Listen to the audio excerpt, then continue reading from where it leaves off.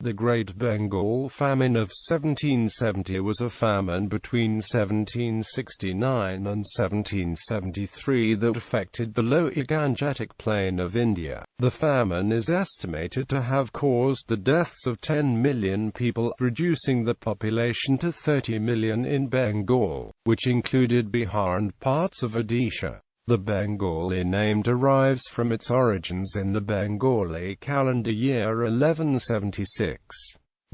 It was precipitated by drought-induced crop failures and likely aggravated by non-responsive administrative and agricultural policies of the British East India Company which ruled Bengal. Background: the famine occurred in the territory which was called Bengal, then ruled by the British East India Company. This territory included modern West Bengal, Bangladesh, and parts of Assam, Odisha, Bihar, and Jharkhand. It was earlier a province of the Mughal Empire from the 16th century and was ruled by a Nawab or governor. In early 18th century, as the Mughal Empire started collapsing, the Nawab became effectively independent of the Mughal rule. In the 17th century, the English East India Company had been given grant of the town of Calcutta by the Mughal Prince Shah Shuja. At this time the company was effectively another tributary power of the Mughal. During the following century, the company obtained sole trading rights for the province and went on to become the dominant power in Bengal. In 1757, at the Battle of Plassey, the British defeated the Nawab Siraj-ud-Daulah and plundered the Bengali treasury. In 1764 the military control was reaffirmed at Buxar. The subsequent treaty gained them the Diwani, that is, taxation rights. The company thereby became the de facto ruler of Bengal. The decade previous to the famine was noted for the looting raids conducted by the Maratha Bugis, mostly from Nagpur. They looted whatever they could and laid waste what they couldn't.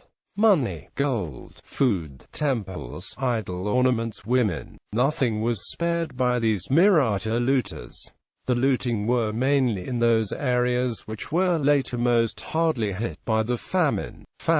The regions in which the famine occurred included especially the modern Indian states of Bihar and West Bengal, but the famine also extended into Odisha and Jharkhand as well as modern Bangladesh. Among the worst affected areas were Birbhum and Murshidabad in Bengal, and Tirhut, Champaran and Betia in Bihar. A partial shortfall in crops, considered nothing out of the ordinary, occurred in 1768 and was followed in late 1769 by more severe conditions. By September 1769 there was a severe drought, and alarming reports were coming in of rural distress. These were, however, ignored by company officers. By early 1770 there was starvation, and by mid-1770 deaths from starvation were occurring on a large scale. This morning the purser of the Lapwing packet, Captain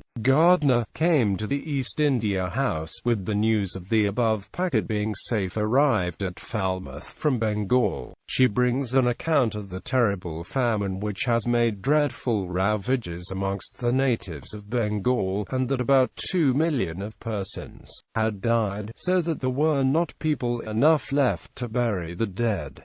Later in 1770 good rainfall resulted in a good harvest and the famine abated. However, other shortfalls occurred in the following years, raising the total death toll. About 10 million people, approximately one-third of the population of the affected area, are estimated to have died in the famine. As a result of the famine, large areas were depopulated and returned to jungle for decades to come, as the survivors migrated in search of food. Many cultivated lands were abandoned. Much of Birbhum, for instance, returned to jungle and was virtually impassable for decades afterwards. From 1772 onwards, bands of bandits and thugs became an established feature of Bengal, and were only brought under control by punitive actions in the 1890s.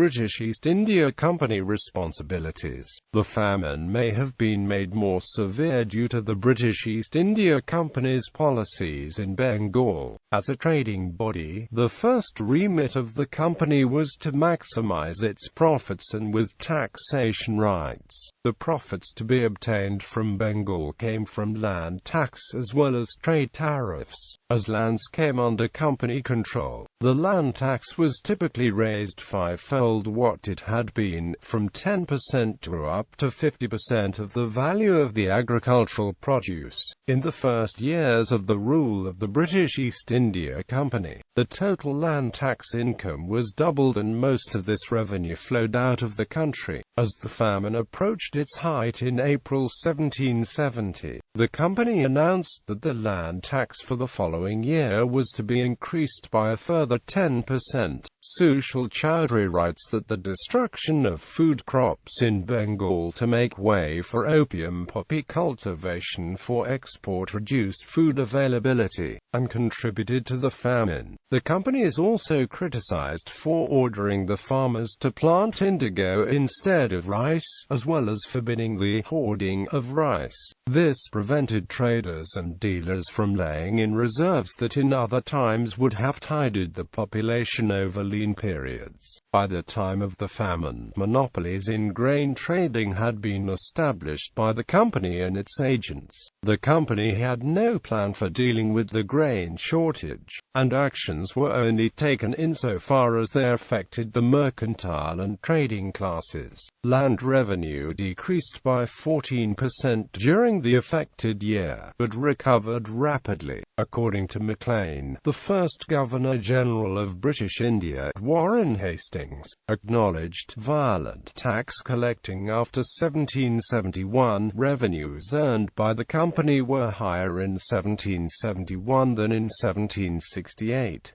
Globally, the profit of the company increased from 15 million rupees in 1765 to 30 million in 1777. Nevertheless, the company continued to suffer financially, and influenced Parliament to pass the Tea Act in 1773 to increase import duties on tea shipped to the American colonies, which contributed to the American War of Independence in April 1775. The Great Bengal Famine of 1770 was one of a series of famines in India under British colonial rule that would continue killing tens of millions of Indians into the late 19th century and beyond.